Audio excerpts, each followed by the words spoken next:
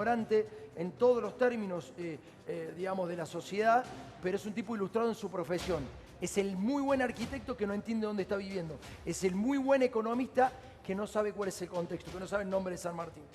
Por eso, digo, son tan menores, Tomás, tan chiquitos.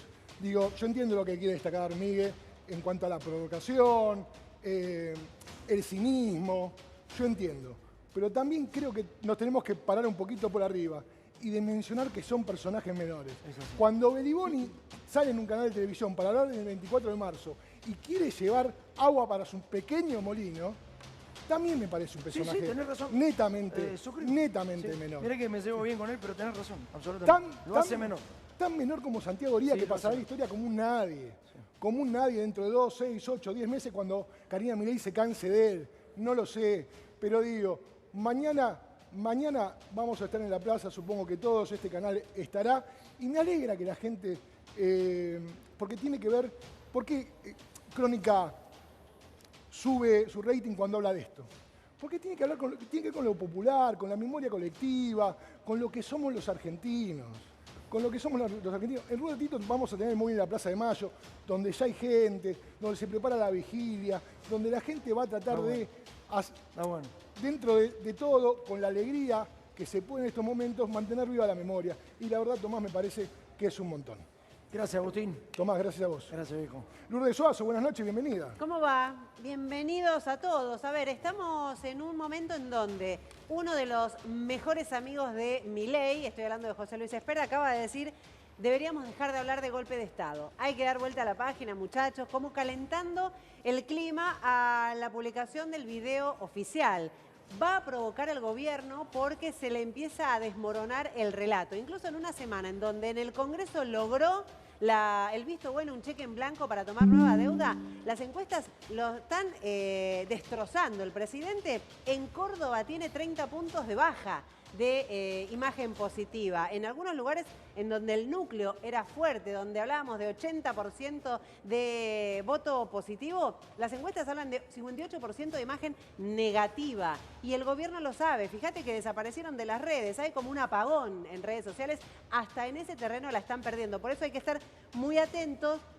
Vos decías, casi 20 años pasaron y finalmente se va a dar una única marcha masiva. Esperemos que sea muy fuerte, un mensaje muy contundente. Hace 19 años que no se leía un solo documento. Bueno, eso también es el resultado de un relato que empieza a desvanecerse de entre las manos del presidente Javier Milei, muy preocupado por la imagen que se va a lograr el día de mañana. 24 de marzo, me parece que va a ser un día difícil para el gobierno y muy positivo para la población. En un ratito nos metemos de lleno con las encuestas, con la economía también, porque todo tiene que ver con todo. Ya le doy a Herrera que nos va a estar contando cómo es el operativo de seguridad. Ya está vallada la Plaza de Mayo.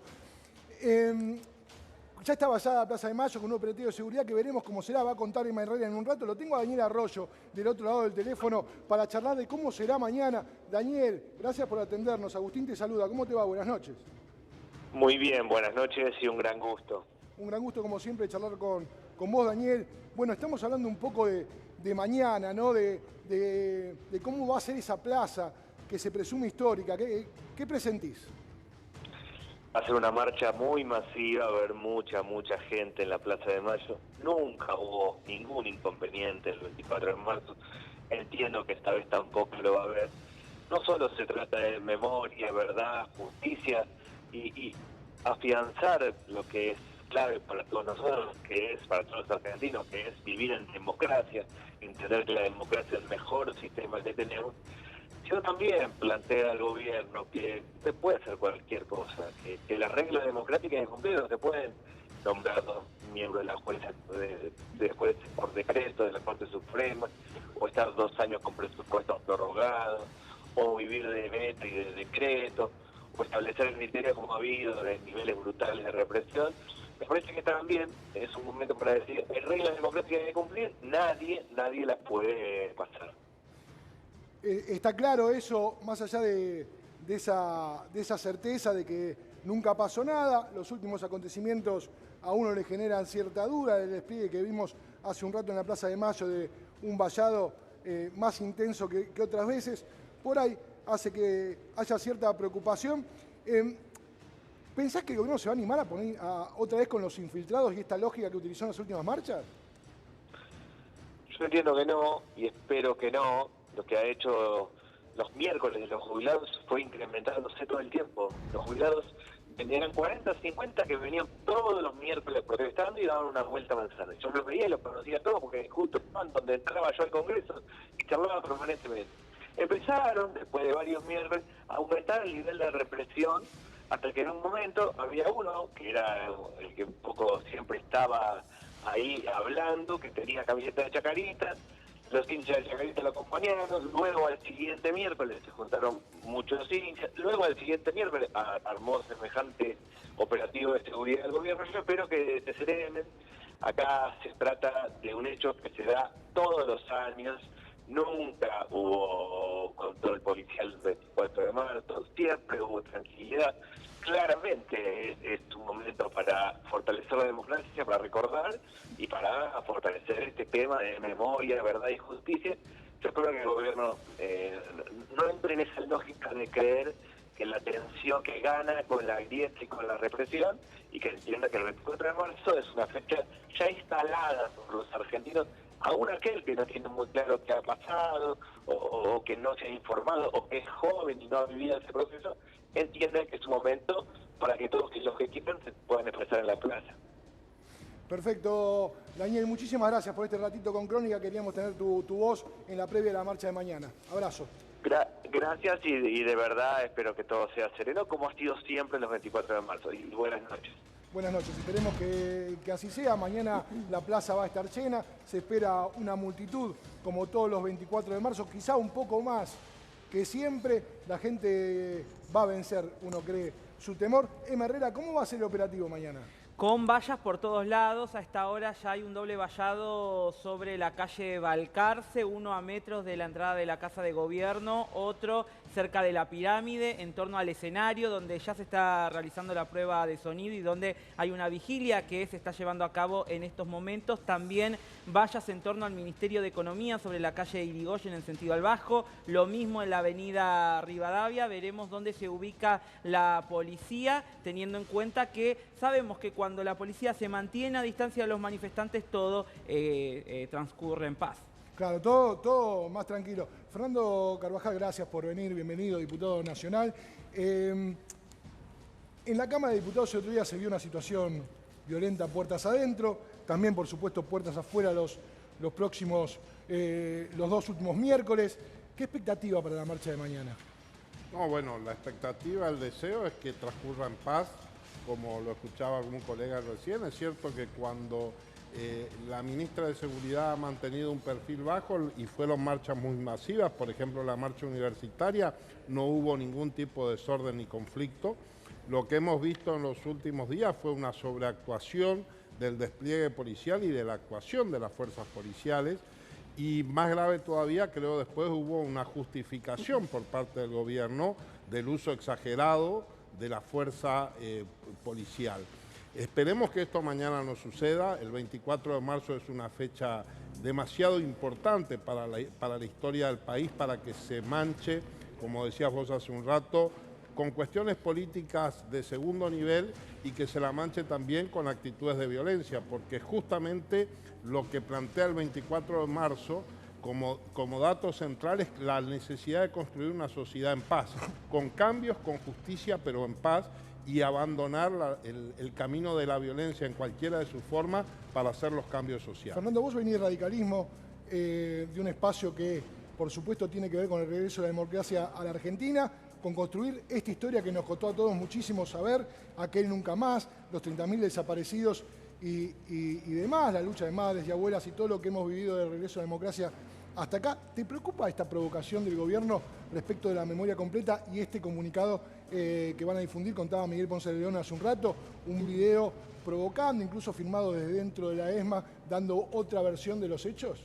Sí, por supuesto que me preocupa y me enoja, diría, porque tiende a destruir un proceso histórico del cual los argentinos, mi generación y generaciones posteriores estamos muy orgullosos porque fue un proceso único y se lo está tratando de destruir. Pero hay algo más grave, que en ese proceso de destrucción de la historia del pasado, en realidad lo que hay es un intento de justificar la violencia del presente.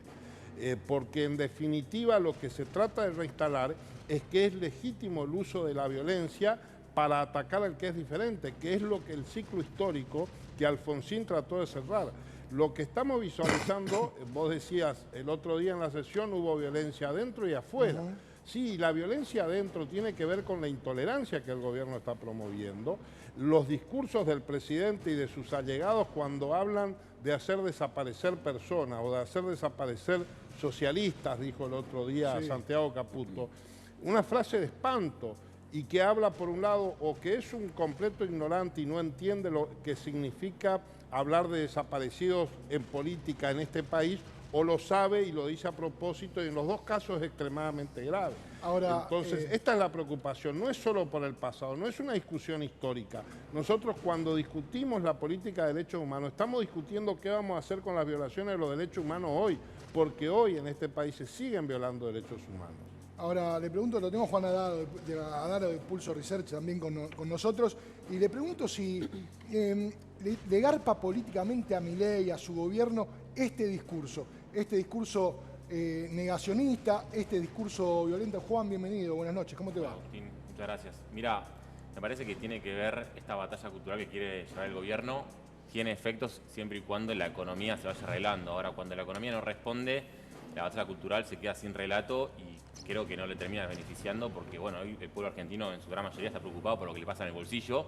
Y en segundo lugar, estas cosas son sumamente importantes, pero al final la gente tiene que comer a fin de mes. Entonces, en cuanto pueda arreglar el problema económico, la batalla cultural que propone el gobierno de Milei puede tener sustento en la sociedad. Ahora, cuando se le cargue el relato de lo económico, esto pierde aún más fuerza todavía. Juan, te pregunto, ¿sabes por qué? Porque alguien me decía, cercano al gobierno, que bueno, después de lo de Libra, ¿no? De la criptoestafa, de las sesiones, como que recuperó parte de lo que venía perdiendo con la represión en la calle, como que su núcleo duro, o incluso no tan duro, le parece bien esto de la represión, como que le da aire al gobierno reprimir a la gente.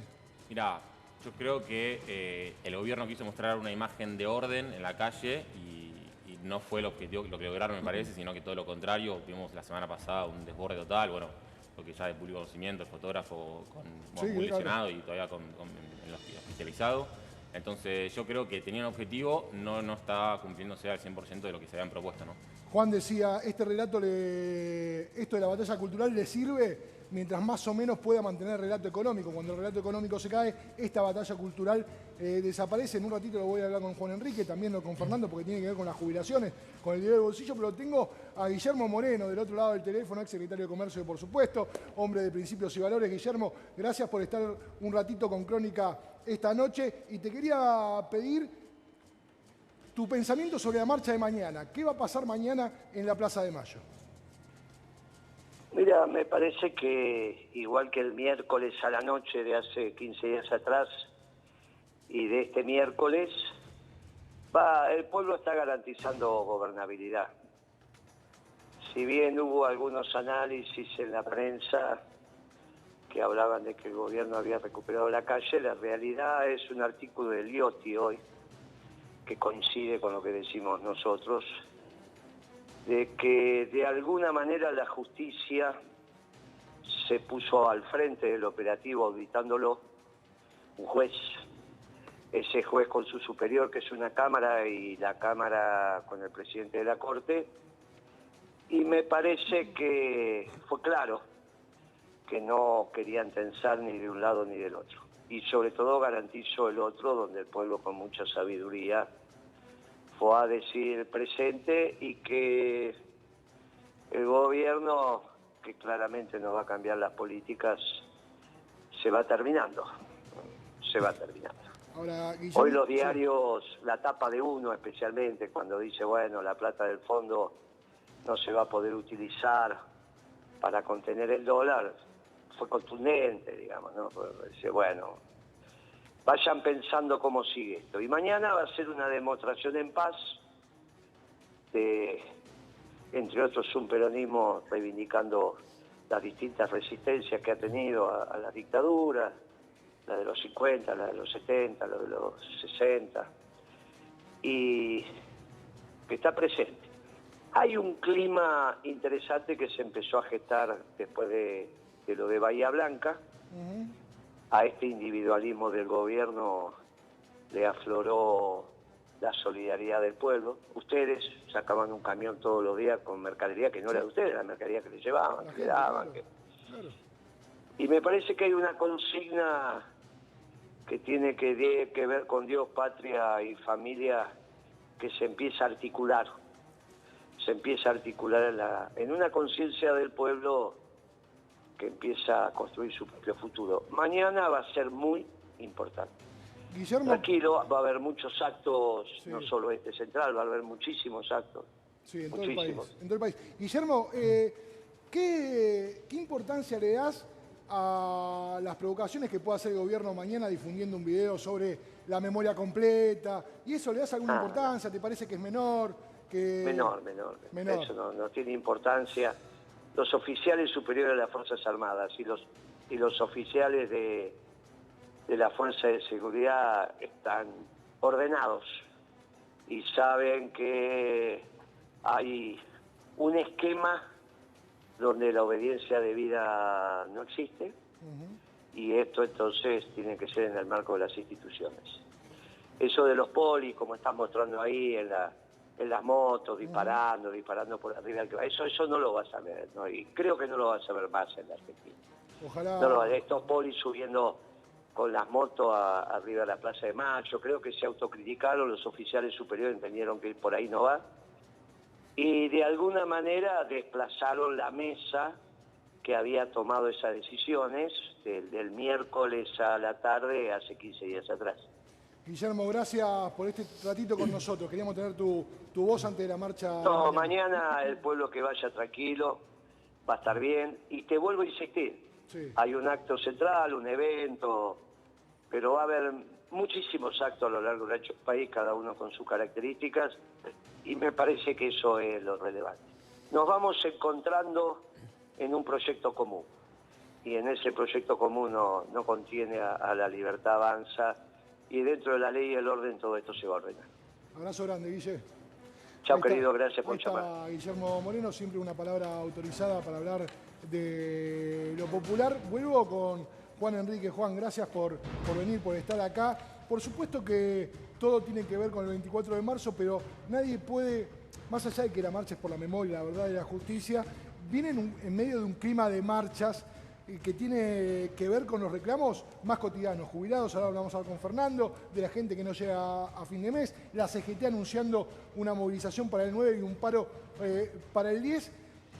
¿Coincidís con esto? Decía recién Juan, bueno, si se le cae el relato económico, no le queda nada para la batalla cultural, y Guillermo decía, bueno, el fondo ya le avisó que esto está terminado. ¿Es así? Buenas noches, Agustín. Primero, mañana es un día muy importante, 49 años del 24 de marzo de 1976, memoria, verdad y justicia, pero sobre todo memoria. ¿Sabes por qué te digo eso? Porque después del 24 de marzo, el 4 de abril, está el discurso de José Alfredo Martínez de Hoz, que instauraba en ese momento un modelo económico regresivo, antiindustria, de saqueo, de deuda con el Fondo Monetario Internacional. ¿Y por qué hay que recordar eso? Porque es exactamente igual a lo que está pasando ahora. En aquel momento, José Alfredo Martínez de Hoz, ahí nomás unos días después, que es el verdadero hacedor del modelo económico de la dictadura y que fue el único que no terminó preso. Y este es un mensaje para la fuerza de seguridad, para mañana también, ¿no? Que la política después se hace a un costado y los que terminan en cana son los que ejercen la fuerza contra el pueblo. Y hay que decir eso, porque vos me hablabas de un modelo económico, que es lo que está pasando ahora, más endeudamiento, un modelo que está terminado, que lo único que hace es ejercer la violencia para que ingrese ese modelo económico. E insisto, hoy los jubilados la están pasando muy mal, los enfermos oncológicos, enfermos de HIV, muchos argentinos se están muriendo, abuelos que tienen hambre. Tiene que ver con un modelo similar al que instalaba en aquel momento, el 24 de marzo de 1976, la dictadura con Martínez de Hoz. ¿Por qué? Porque después muchos argentinos dejaron la vida, dejaron la sangre en las calles argentinas peleando contra un modelo regresivo, algo que está pasando ahora. insisto, no es casual que el Fondo Monetario esté nuevamente en Argentina, como estuvo en el 2001 con el resultado, Claro. como estuvo en el 2018 con el resultado, Ahora, y esto va a terminar igual. Juan, cíclico, ¿no? Parece que Claro. es una historia que ya la conocemos, cómo comienza, cómo se desarrolla y lamentablemente cómo termina. Recién Juan nos decía, bueno, el relato económico se le empieza a hacer agua en las manos, ya no son los primeros meses, ya pasó casi año y medio de gestión. Y hablábamos de los que pierden. La moratoria hoy murió. Se acabó la posibilidad de jubilar, sobre todo lo digo en uno de los sectores de la economía de nuestra Argentina. 9 de cada 10 mujeres no nos vamos a poder jubilar. Lo digo no los que están por jubilarse, sino los que nos falta todavía un tramito en un contexto en donde el empleo se derrumba, se desarma, la formalidad, sabemos que lo que viene es distinto. Fernando, todo es un cúmulo de cosas. Es la economía, es el futuro que no existe y es un gobierno que dice voy a pisar el acelerador. Es un contexto demasiado hostil, más allá del odio y de la violencia que destila el gobierno, ¿no? Sí, es así. Respecto al tema concreto, la semana pasada de parte de la Cámara de Diputados hubo un pedido de sesión que desde nuestro bloque acompañamos para intentar dar tratamiento a la discusión sobre la necesidad de dar un nuevo plazo de la moratoria. Planteamos por lo menos un año de prórroga para lograr avanzar en lo que está en la situación actual y avanzar en un estudio más profundo. Lamentablemente el bloqueo del gobierno impidió que esto se tratara. De todos modos hay un compromiso de la presidenta de la Comisión de Previsión Social de convocar en breve a la Comisión de Previsión de la Cámara de Diputados para avanzar en el tratamiento de estos proyectos. Pero sin duda coincido con lo que él decía, la situación de estos sectores es grave, pero la verdad es que la situación de todo el sector asalariado es absolutamente grave. Porque si bien este gobierno es cierto, le podemos reconocer un aparente éxito en la cuestión macroeconómica, igualmente seguimos estando con un nivel de inflación alto que sigue impactando sobre el salario de los trabajadores y de los que menos tienen. Y siempre el salario sigue atrás de esta inflación, que reitero, si la comparamos con otros momentos históricos, podemos decir, bueno, ha bajado, sí, pero fue del 2,5. Esto quiere decir de que cada 100 pesos que ganaba un trabajador el mes pasado, el impuesto inflacionario le cobró 2,5, que no es poco. Claro. Y esto no tiene horizonte de recuperación. Y si lo llevamos a lo que son sectores mucho más complicados, como puede ser lo que pasa en el interior, en Formosa, donde tener los empleados municipales peor pagos del país, que cobran 100 o 200 mil pesos, la verdad es que la situación social y económica es extremadamente compleja. Y creo que esto el gobierno lo está empezando a sentir y el reclamo social está empezando a sentirse porque realmente ahora sí que en serio no hay plata y es el pueblo el que no tiene plata para satisfacer sus necesidades básicas. Ahora nos metemos con esto que tiene que ver con la visión a futuro. ¿Cómo ves vos la economía de tu casa, la tuya, la que viene, el estado de ánimo de todos nosotros? Eso lo midió Juan, ahora nos vamos a meter con eso. Pero tenemos una plaquita para seguir metiéndonos con las jubilaciones. A ver, Nacho.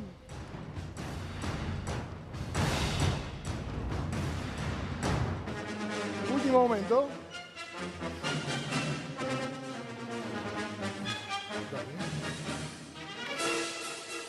Jaque mate a la moratoria, esto que explicaba recién muy bien Lourdes. Nuevo round entre la tercera edad y el gobierno. Una pelea desigual. Totalmente. Crecen los hijos que ayudan a los padres cada vez más, ¿no? Y esta situación que planteaba Lourdes es un efecto dominó, ¿no? Donde en vez de derramar riqueza se derrama pobreza. Fernando, gracias por quedarte un ratito con nosotros, porque la situación para los jubilados desde ya es angustiante, la noticia es clave. 23 de marzo, fin de la moratoria. La Cámara de Diputados, explicaba Fernando Carvajal, no pudo prorrogar la moratoria, el gobierno la da por terminada y a partir de ahora, ¿qué? Bueno, la mujer y el hombre que cumplió 60 hasta hoy y sacó un turno va a poder iniciar su trámite. Aquellos que cumplen ya mañana no pueden hacerlo después de 20 años de tener moratoria previsional en o de esta manera.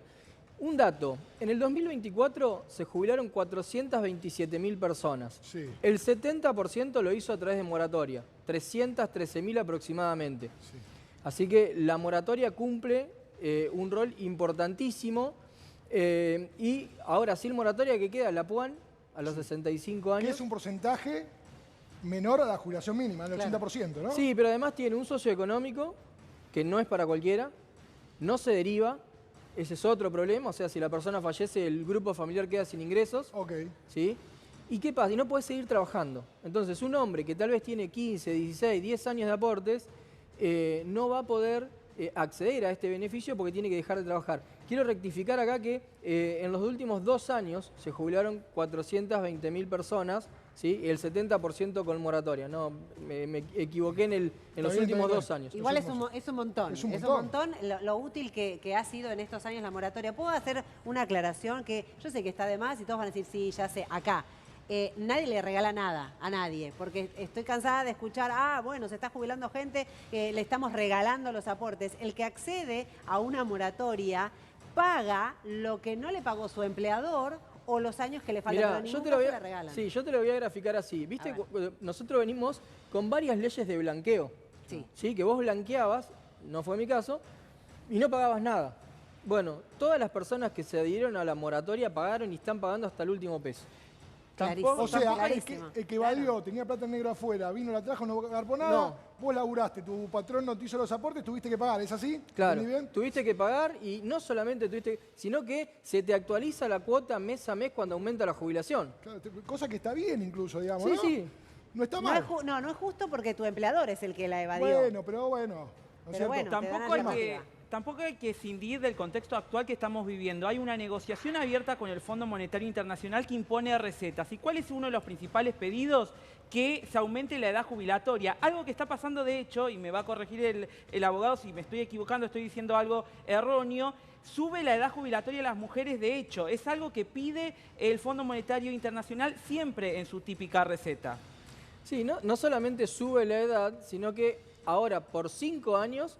¿sí? El 90% de las mujeres no van a poder acceder a nada. O sea, va a haber 5 años por los cuales las mujeres no van a poder cobrar absolutamente nada, hasta los 65 que van a poder cobrar recién una POAN si sigue todo como está.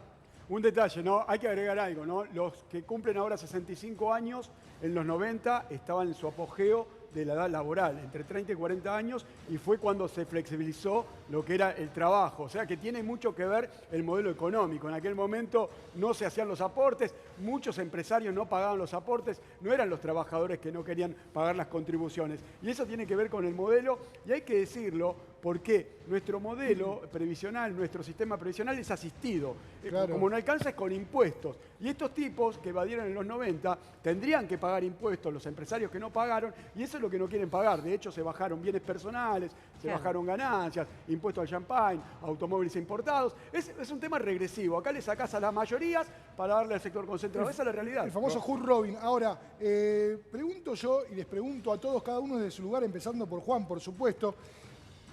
¿Le dejó de creer la gente al gobierno?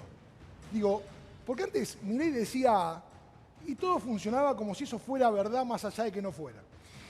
Milei decía, íbamos a una hiperinflación y la controlamos porque... Y la gente decía, sí, la verdad que sí, y los mercados respondían en sintonía, y uno iba con el móvil a Constitución y preguntaba y la gente bancaba. Eso parece que fue cambiando. Juan, ¿la gente le sigue creyendo al gobierno? Es que no es un problema si la gente le cree o no, porque la verdad es que... Empiezo por Juan, Juan, que no te encuentro. Dale, Juan. No, un poco lo que decíamos antes, ¿no? Ya pasó casi 1 año y medio de gobierno y esa indulgencia se empieza a terminar con el gobierno, ¿no? Al principio nos prometían algo o una narrativa fundada en la baja de la inflación que mes a mes vimos que se iba dando. Ahora pasó 1 año y medio y los sueldos siguen planchados, hay una recesión que golpea a la Argentina, entonces eso ya va produciendo en la sociedad cierto hartazgo, cierto cansancio por lo menos, y se empiezan a ver, por ejemplo, manifestaciones mucho más grandes en la calle. La gente, una de las cosas por las cuales Milei ganó, que lo estudiamos durante todo el 2023, era la resignación que había en la gente y el cansancio con toda la clase política. Bueno, esa resignación se va terminando y hay de vuelta una ganas de volver a la calle y de volver a pelear por lo que cada uno quiere, ¿no? Claro, sí, Fernando, te corté, decime. En misma línea y quizás complementando lo que él señala, creo que a este gobierno le podemos criticar muchas cosas, pero no que haya mentido, porque la verdad es que en realidad dijo lo que iba a hacer. Lo que pasa es que la sociedad no visualizó claramente cuáles eran las consecuencias de lo que iba a traer si el gobierno hacía lo que decía. Yo creo que esa desilusión que la gente efectivamente tuvo en la dirigencia tradicional que hizo que lo votaran a Milei, generó un autoengaño de pensar que esto rápidamente iba a producir un beneficio social, Creo que hoy la gente lo que está empezando es a darse cuenta de que ejecutar estas políticas, lejos de beneficiar al ciudadano a pie, al hombre y a la mujer, lo que hace es perjudicarlo, porque esto ya lo vivimos. Un poquito mintió también, hay que Está decir. bien, sí. De dolarizar, pará. de dolarizar, no levantó el cepo. Claro. De decir que va a explotar el Banco Central, ahora pide dólares para el Banco Está bien. Central. No, pero bueno, el peso pero era digo, excremento y ahora fortalecer el peso, un poquito mintió. A diferencia de Menem, que prometió salariazo, este dijo que iba a hacer el ajuste, y no hizo el ajuste. En parte es eso. Ahora, pregunto yo, por ahí se terminó esto de el ajustado es el otro, ¿no? El discurso de la motosierra siempre era para el otro. A mí no me toca porque yo soy un tipo de bien y la verdad salgo a laburar todas las mañanas y me la gano con mi esfuerzo. Quizá lo que se terminó es eso, pensar que el ajustado es el otro. Ahora, Juan, yo te pregunto a vos, porque le preguntaba a Juan sobre la gente en general, habló Fernando de la política. Ahora, los famosos mercados, ¿le creen todavía al gobierno? Bueno, pero Agustín, hay que leer solamente la realidad de los números. El superávit comercial de febrero fue de 227 millones de dólares. Y estos tipos reventaron en el mercado financiero para mantener el dólar barato en 5 días 1.200 millones de dólares. Y eso muestra que se terminó el carry trade, la bicicleta financiera. Fíjate, en un mes... ¿Cuántos dólares? Escuchá, en un mes el superávit comercial, datos oficiales, fue de 227 millones, 227. En 6 días reventaron 1.200 millones. O sea, eso muestra que salen más dólares de los que ingresan. Muchísimos más. El Fondo Monetario, para ponerte guita, dólares, quiere revertir esos números. Para revertir esos números se necesita una fuerte devaluación, tan fuerte como la que hizo Milei en diciembre del 2023 del 118%. O sea, llevar el dólar de 1.000 pesos a 2.000, 2.500. Tiene que ser así de fuerte para revertir los números. Ahora, si no es tan fuerte que ponen bandas, como se está hablando, y sí, pero va a seguir la sangría. No van a ser 1.200, serán 400. Pero sigue la sangría y Argentina no produce esa cantidad de dólares. De hecho, el superávit comercial fue de 227. O sea, estamos muy lejos de equilibrar las cuentas. Lo que hizo Javier Milei en este año y medio fue mentirle a todos los argentinos. No bajó la inflación, la aumentó en dólares. Argentina pasó a ser el país más caro del mundo, incluso más caro que Europa, que Estados Unidos. En dólares hubo inflación impresionante y la hizo eso con los números que te estoy contando. Y eso ve el mercado, muchachos. Por eso desde el 14 de marzo estamos en una flor de corrida que no se desató tal porque Luis Toto Caputo con su socio Santiago Bausili están vendiendo los encajes de los depósitos en dólares. Vos no podés, cierro acá.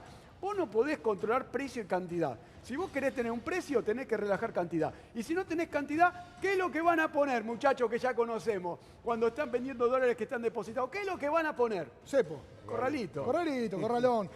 Tengo móvil de la Plaza de Mayo porque se empieza a juntar la gente. Mañana 24 de marzo, todos nosotros vamos a estar allí. El canal entero va a estar allí acompañando a las madres y a las abuelas como todos los años, reivindicando la memoria, la verdad y la justicia. Está Leo Carlini, allí en Plaza de Mayo, está ahora. Leo, buenas noches, bienvenido. Buenas noches, Agustín. Exactamente, la previa a esta vigilia de un nuevo aniversario del 24 de marzo por Verdad, Memoria y Justicia. Un nutrido grupo de personas que se han ya acercado aquí justamente para lo que va a ser esta expresión. Algunas organizaciones que estuvieron hablando desde la Poderosa hace minutos nada más con el marco de la Casa Rosada de fondo y también, por supuesto, aquí a metros nada más de la Ronda de las Madres, en donde habitualmente se hace este recorrido en plena Plaza de Mayo. Mañana, reiterar esto que ustedes adelantaban, a la 1:30 está previsto, por supuesto, la habitual marcha que se dará entre la Plaza de los Dos Congresos y aquí Plaza de Mayo, que comenzará pasadas las 1:30 de la tarde, pero ahora estamos viendo el pedido de muchas de las cuestiones que ustedes también adelantaban. Primero, visibilizar la situación de la violencia que se instaló institucionalmente desde la represión, la situación de Pablo Grillo, que estuvo recién también en los distintos oradores como un pedido a poner en reflexión lo que ha pasado en las últimas situaciones de represión, particularmente en la vía pública. Y otros pedidos, obviamente, que tienen que ver con los trabajadores y el envío de alimentos. Fueron los ejes centrales que hace minutos nada más los referentes políticos y de distintas organizaciones que hablaban allí, como decíamos, en el escenario que está montado. Leo, decime cortito cómo está de policía, cómo está de seguridad eso, a ver.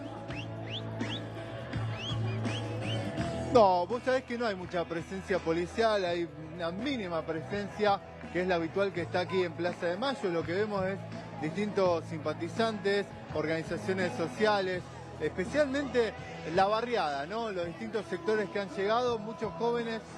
Yo te diría que todas las edades están representadas. Ahora la música que empieza a generar ese clima mítico. Vamos a hablar con la gente. Dale. Señora, ¿cómo le va? Estamos en vivo para Crónica. Bueno, una nueva vigilia apoyando, obviamente, y pidiendo cosas en un nuevo 24 de marzo. Sí, totalmente. Hay que estar acá, en la calle, reclamando. El gobierno este ya fue. En realidad no debería haber sido nunca, no debería haber asumido. Pero bueno, evidentemente los medios de comunicación masivos, que son los que de alguna manera ponen en el tapete las noticias, colonizan las mentes, tienen el dinero, tienen el poder. Y bueno, la gente que por ahí llega a su casa cansada de trabajar, no tiene tiempo, no tiene ganas, no puede tener una mirada más crítica.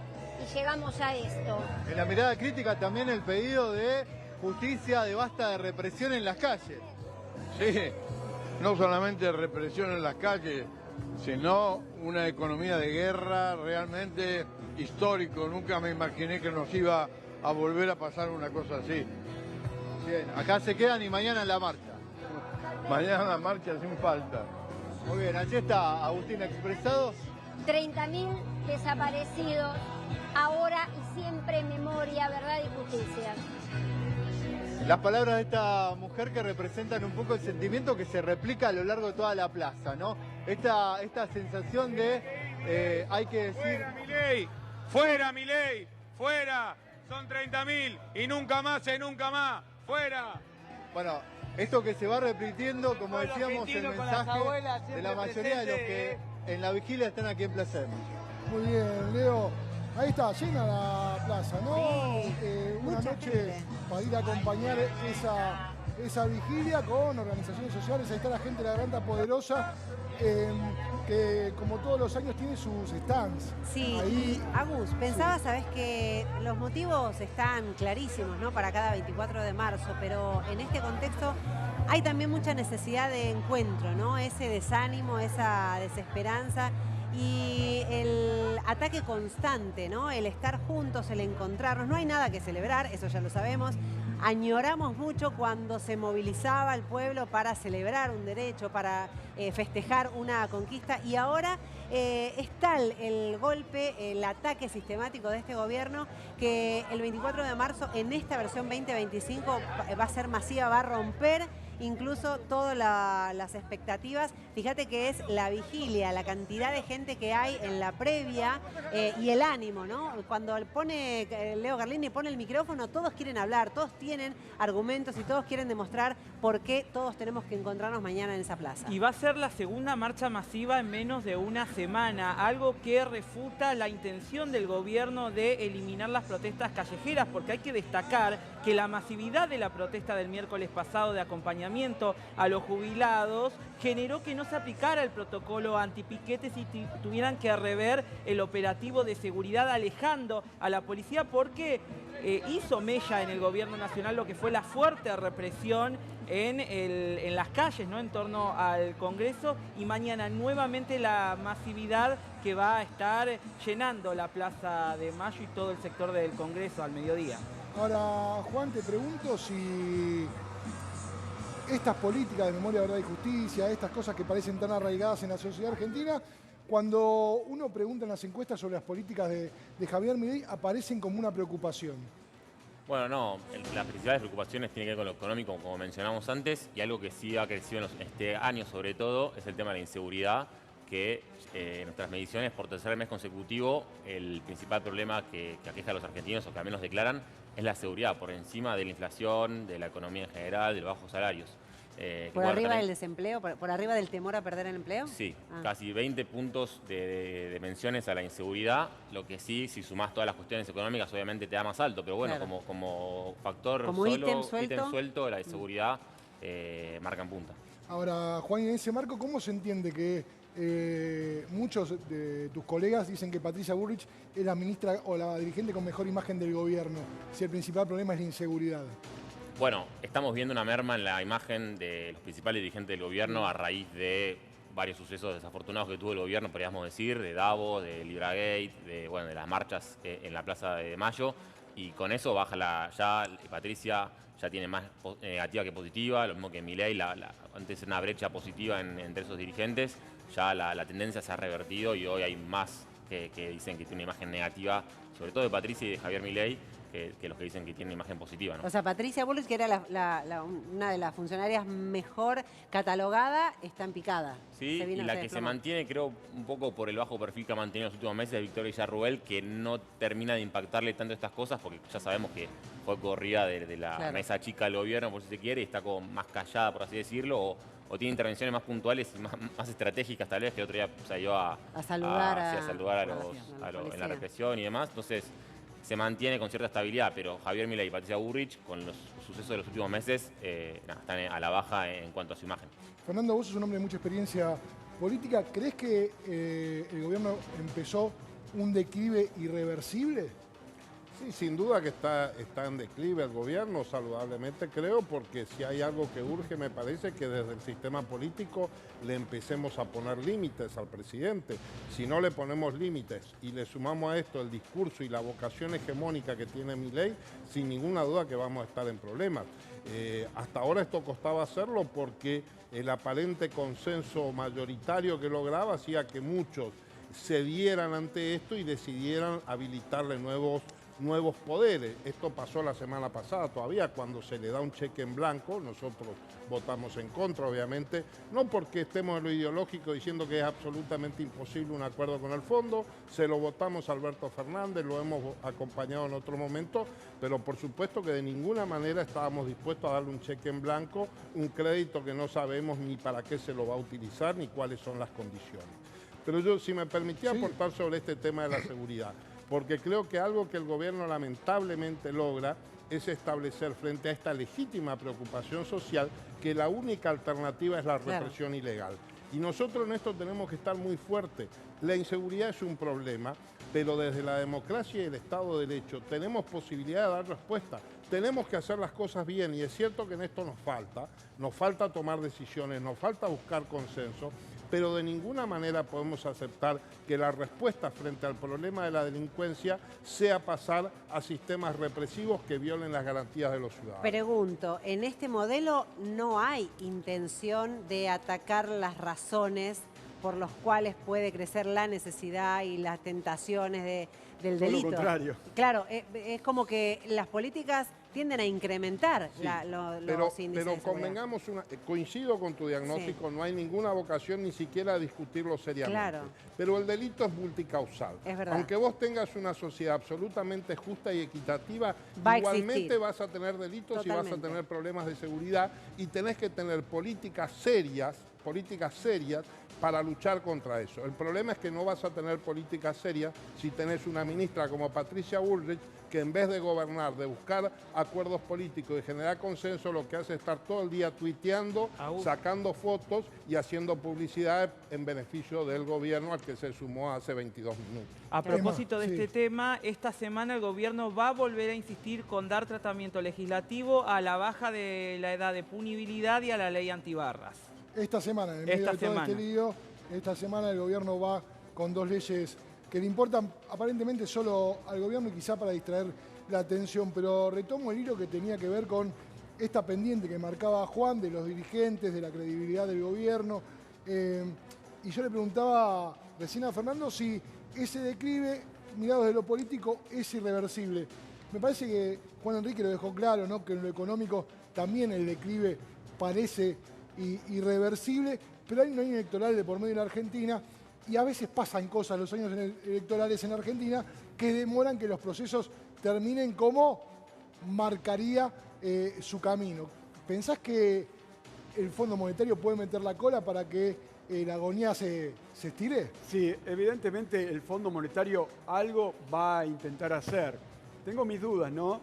Y estoy seguro que el dinero que venga al Fondo Monetario, viendo las expectativas y las encuestas, no sé si va a alcanzar. Esta semana, el día miércoles, hay un vencimiento de deuda del Tesoro de 9 billones de pesos, que serían muchos dólares. La semana pasada se desarmaron 400.000 millones de pesos en renta fija, en fondos comunes de inversión y money market. Todo renta lo más conservador. ¿Qué sucede? Esto se parece mucho, cuando uno repasa las fechas, al Día de los Inocentes del 2017. ¿Te acordás? El 28 de diciembre, la conferencia de prensa de Marcos Peña con el presidente del Banco Central, el ministro de Economía, cuando decían que se terminaban las metas. ¿Por qué te digo que se parece mucho? Porque el día miércoles el Tesoro va a tener que elevar las tasas de interés para hacer que todos esos pesos no se vayan también al dólar. ¿Y qué significa elevar las tasas de interés? Más recesión, inflación, porque la tasa de interés es un precio de la economía, y eso marca el deterioro total del gobierno, y en el fondo falta el fondo. Claro. El fondo se expida a ver cuánta guita va a poner, cuándo la va a poner, y el mercado corriendo ya a esta altura, corriendo con todo. Uno puede chequear ahora el dólar cripto, ¿no? Está superando los 1.350 pesos. Ya vuelvo con vos, Juan, pero vuelvo a la Plaza de Mayo. Está Leo Carlini, está Nacho Levi con nosotros de la Garganta Poderosa. Nacho, Leo, gracias por estar ahí esta noche. Nacho, Agustín Álvarez Rey te saluda. ¿Cómo te va? Primero agradecerte este momento con Crónica, y después la expectativa para la marcha de mañana. No hablábamos con muchos dirigentes políticos hace un rato y nos decían, bueno, tranquilos, que la marcha va a ser tranquila porque siempre fue tranquila. No hay que darle demasiada importancia a las provocaciones. ¿Coincidís? Sí, totalmente. ¿Qué tal, che? Buenas noches. Gracias, Agustín, ustedes también, por estar acá, poniendo el cuerpo, como estamos un montón de compañeras y compañeros de distintas tradiciones políticas, de distintos espacios, con un montón de diferencias también, pero juntos bajo una bandera común que dice Nunca Más, que dice Memoria, Verdad y Justicia, y que viene alentando la marcha de mañana ya no solo desde el día antes, sino de 72 horas antes, porque ayer inauguramos el Museo Norita Cortiñas en la Villa 31, la villa donde militaba su hijo Gustavo antes de ser desaparecido. Hoy nos encontramos en esta vigilia, está la plaza llena, hay artistas, hay compañeras, hay compañeros, no hubo el más mínimo disturbio de ningún tipo, no tendría por qué haberlo mañana, no lo hubo el miércoles pasado en la marcha de los jubilados, y lo hubo la semana anterior cuando sabemos cuántas cosas se hicieron del otro lado para que se viera lo que se vio. Así que me parece que nuestro pueblo tiene una enorme tradición de dignidad, de memoria, de movilización, y cada 24 de marzo se pone en manifiesto. A nosotros nos carga de nafta, como militantes, como compañeros, como colectivos, ponernos en contacto con 30.000 compañeros detenidos y desaparecidos, que antes de ser detenidos y desaparecidos eran compañeras y compañeros como los que están acá, que dedicaron su vida a lo que se la dedicamos muchos de los que estamos acá, y pagaron con su vida el sueño de una democracia que fuera para todos. Bueno, por eso mismo seguimos luchando y por eso mismo vamos a marchar mañana. Nacho, uno que va habitualmente los 24 de marzo sabe que ustedes están allí con sus puestos desde hace muchos años, compartiendo con la gente, y fueron viendo las distintas épocas de las últimas décadas de esas marchas, cómo se fue transformando desde antes de la pandemia, durante la época de Macri, las últimas de Alberto y la primera de Milei el año pasado. ¿Pensás que la de mañana será más masiva que las anteriores? Ojalá. Trabajamos cada día de nuestra vida militante, política, social, para construir memoria, porque nos parece que es la única manera de construir futuro.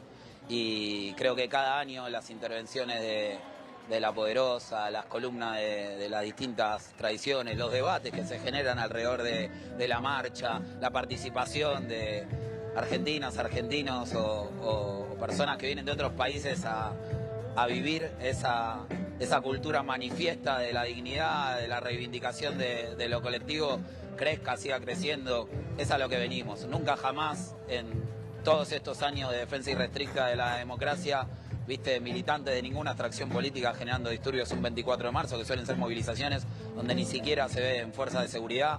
Ojalá que mañana tampoco se vean, la verdad es que no hacen falta, y que lo que se expresa mañana es lo mejor que tiene nuestro pueblo. Así que quienes vengan, que vengan a disfrutarlo, y quienes lo padezcan, que revisen sobre qué ideales están parados. Nacho, te pregunto puntualmente porque el gobierno, como pasó el año pasado, dará a difundir un comunicado para la fecha que va a tener que ver con esto que ellos llaman la memoria completa. ¿Lo tomás como una provocación? ¿Crees que es algo menor? ¿Crees que es algo desde la ignorancia? No, yo creo Yo creo que memoria completa vamos a poder tener cuando hayamos restablecido las identidades de todos los nietos y bebés robados que todavía no se pudieron restituir, a pesar del enorme esfuerzo de las abuelas de Plaza de Mayo y de las enormes campañas de difamación y de erosión de ese pañuelo sagrado que tenemos como pueblo argentino, porque han intentado hasta cobrarle los bolsos de López a la madre de Plaza de Mayo.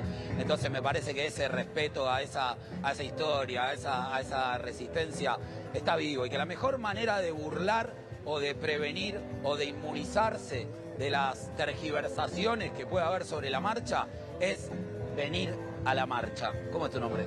Leo. Esto que está haciendo Leo. Leo está acá poniendo el cuerpo como todas y todos. Entonces Leo se va de acá y tiene una mirada propia de lo que pasó acá. Yo estoy seguro que ustedes como periodistas no naturalizarían que un periodista deportivo que cubre San Lorenzo no vaya al entrenamiento de San Lorenzo, que un periodista de espectáculos no vaya al teatro. Y sin embargo nos estamos acostumbrando a que los periodistas de política que tienen sus redacciones y sus estudios calefaccionados a 15 cuadras de donde suceden las represiones a jubiladas y jubilados, la cuenten por televisión, la vean por las cámaras de seguridad o escuchen qué les cuenta la ministra que propaga esa represión. Es tan fácil poner el cuerpo a 15 cuadras de donde estás que el único argumento que puede existir es el temor. ¿Temor a qué? ¿A la información o a la fuerza de seguridad que está defendiendo? Si vos le tenés miedo a la sangre, no podés ser cirujano. Y si le tenés miedo al pueblo, no podés ser periodista. Tal cual, Nacho, coincido plenamente con vos, y este canal tiene la particularidad de estar, de hecho está Emma Herrera sentado acá con nosotros, que fue uno de los cronistas heridos con bala de goma el último miércoles, ¿no? Poner el cuerpo también es contar en primera persona, que es lo que tratamos de hacer nosotros, por eso estaré ahí, por eso mañana vamos a estar ahí también en la marcha compartiendo con ustedes, porque, digo, desde lo popular que es este canal, llevarle a todo el país este reclamo por memoria y verdad, justicia ante un gobierno que lo intenta borrar todos los días, nos parece una cuestión prioritaria desde ya. Por eso, Nacho, para cerrar este móvil, te agradecemos muchísimo. Te pido primero que convoques a la gente otra vez para mañana, a qué hora van a estar, por dónde pueden ingresar a la plaza, convocalos en primera persona. No hace falta que los convoque yo en primera persona, porque mañana nos convocan 30.000 compañeras y compañeros detenidos desaparecidos, sus madres, sus abuelas, sus hijos, sus nietos. Es el punto de encuentro que tenemos como sociedad. Después podemos discutir corrientes filosóficas, políticas, tradiciones, convicciones, utopías, pero tenemos que partir de una base que es la memoria, la verdad y la justicia.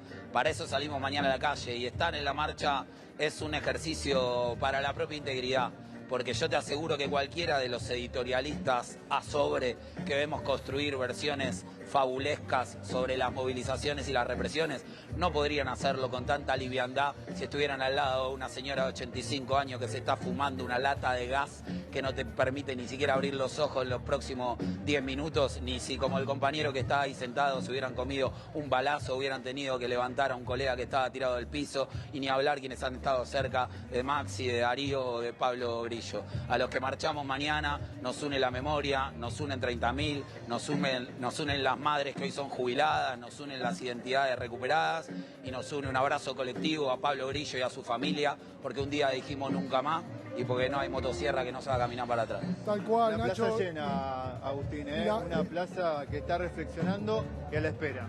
Sí, no, y lo último que te quiero decir, Nacho, la Perdóname, plaza... no te escuché porque justo lo escuché.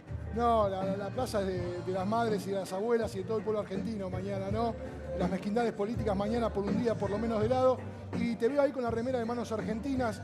Voy a aprovechar para convocar a la gente que mañana vaya a la Plaza de Mayo. Si ven están de Manos Argentinas, vayan y compren la remera, que tiene un logo divino, la de este año, la tengo yo puesta, Nacho tiene puesta la del año pasado. Toda la guita que se junte ahí va a ir para que la Garganta Poderosa pueda comprarle útiles a los pibes. Para útiles escolares. Exactamente, para gente que necesita muchísimo. Por ahí para vos no es mucho comprar una remera, pero cualquier ayuda es muchísimo para la gente que tiene poco, así que se puede comprar también por internet, ¿no, Nacho? manosargentinas.com.ar, se meten en el Instagram también, Sí, La Poderosa. Sí. Bueno, está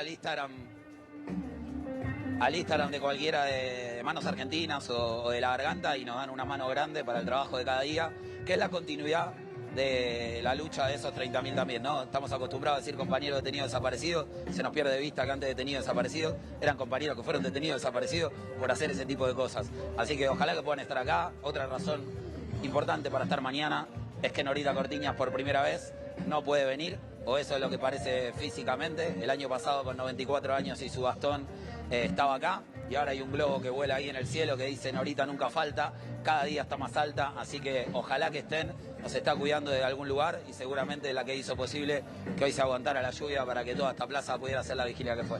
Nacho, Leo, gracias a los dos. Abrazo grande. Nos vemos mañana en la plaza. Ahí estaba, Nacho Levi desde la plaza. Mañana va a ser una jornada, creo yo, histórica y multitudinaria. Fernando, lo que quieras decir para cerrar esta jornada. No, convocar a los ciudadanos que en todas las plazas del país vayan, como decía hoy Moreno, también en Formosa hay una marcha a la tarde, nosotros del Instituto Mario Amaya de Derechos Humanos a las 12 del mediodía en la Plaza Mario Amaya, acá en Buenos Aires, estamos haciendo un acto recordatorio y es una fecha para movilizarse en pos de las banderas que tienen que ver con la paz social. Este es el objetivo. El mensaje nunca más es que estamos obligados a generar cambios sociales con paz social. Fernando, gracias por haber venido.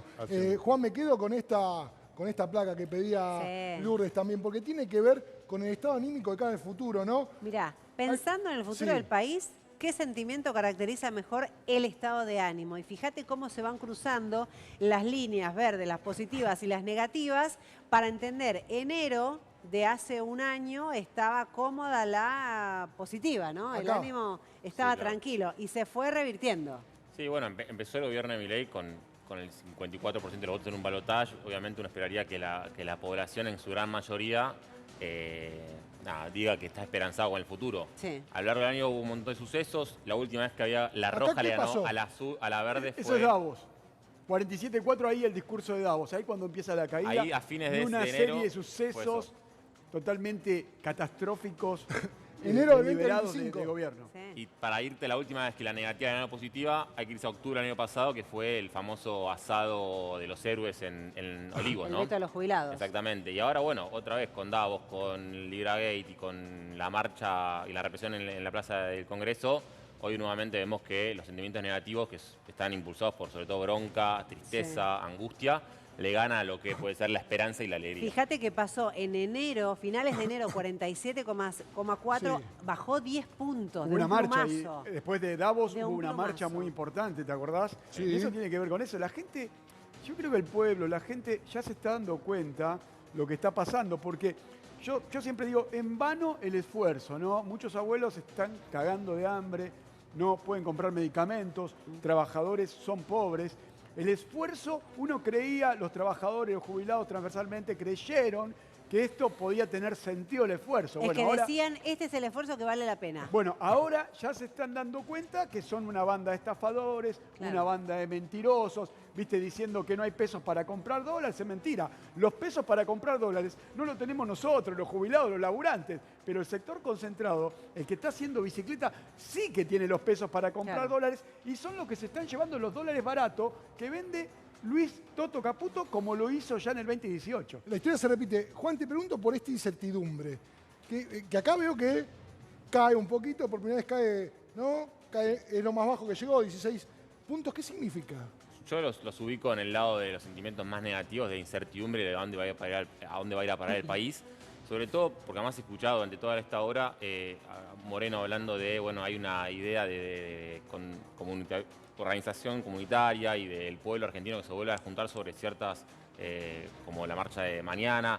El tema es que la clase política tiene que estar a la altura y demostrar que puede mostrar una propuesta firme, convincente y convocante para el pueblo argentino, porque hoy en día esa postura y la más convocante es la del gobierno de Javier Milei, que vos lo ves por intención de voto y sigue manteniendo sus 30 puntos de intención de voto de primera vuelta.